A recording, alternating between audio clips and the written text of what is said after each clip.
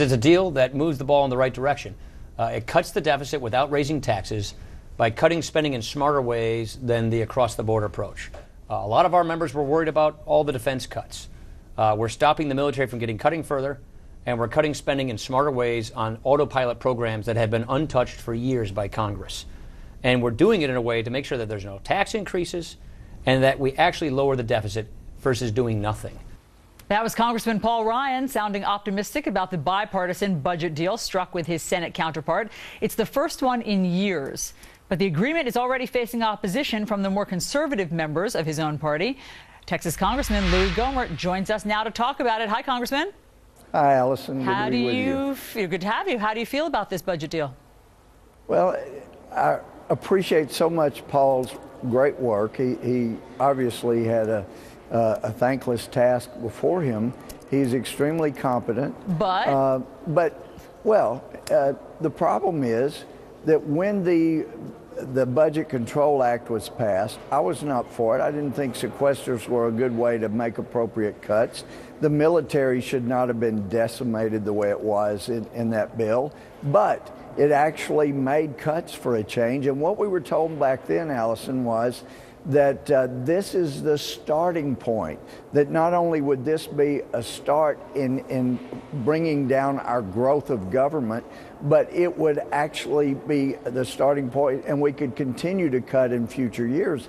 And then what we've seen is it's still, we held together here for a while, but now this bill, on average, we're told will cut $23 billion over 10 years.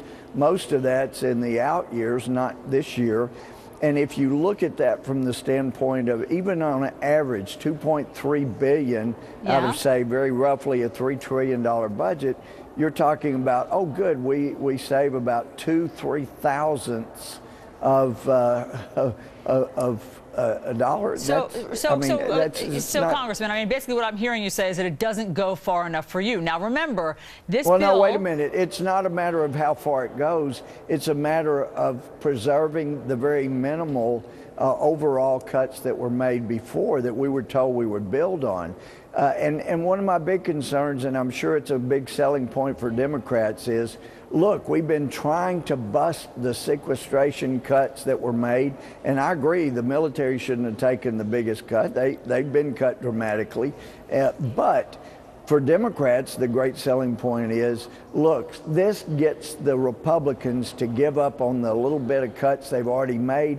Once we do this bill, Republicans can never again say, well, we can't go back on the sequestration cuts on that level again. We'll never be able to stand there because basically it's, the old discussion of, gee, what do you think I am, a prostitute? Well, we've established what you are now. We're negotiating. So, Congressman, and that's kind of where this is. I mean, so are you saying that you would prefer another government shutdown over agreeing with this bill?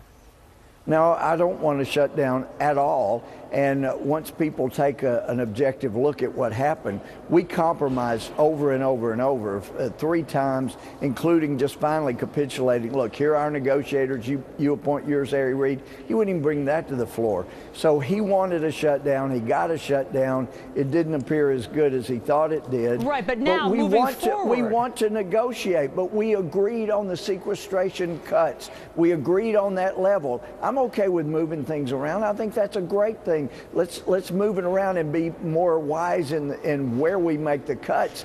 But to do away with those cuts that were that level for this year, and this year is the only year we can count on, that's not where we should be going. But the problem, Congressman, is that Paul Ryan, I mean, widely considered the budget hawk and wonk of Congress, he spent 2 years spearheading this and cobbling it together. If what he came up with isn't good enough, where do you go from here? Well, we've proposed budgets, other alternative budgets to the Ryan budget. I think 26 years was too long to wait for the balance, to get a balanced budget. But also keep in mind, Allison, that this is the budget. It doesn't appropriate any money. So once this passes, then you've still got to get an appropriations bill passed before January 15th to avoid a shutdown. And once you've compromised on your your principle. And I think, making meaningful cuts was a principle, and doing it this year, I don't think doing away with the cuts this year and hoping for them in out years is a very good way to go. I'm still willing to compromise. There are things we could compromise and accomplish, but it needs to be a real two-way street, not have the Democrats say, let's bust the sequestration caps that we had already agreed to. Yeah. That's just not a good compromise when you're talking about young people coming up, having trillions of debt already, just adding trillions more by the time that they have to pay for it all. It isn't right. It's not moral. Okay, Congressman Louie Gohmert, always great to have your perspective on this. Thanks so much. So we're going to see whether or not this thing passes real soon. All right, so Congress is kind of staying within its budget, kind of, sort of.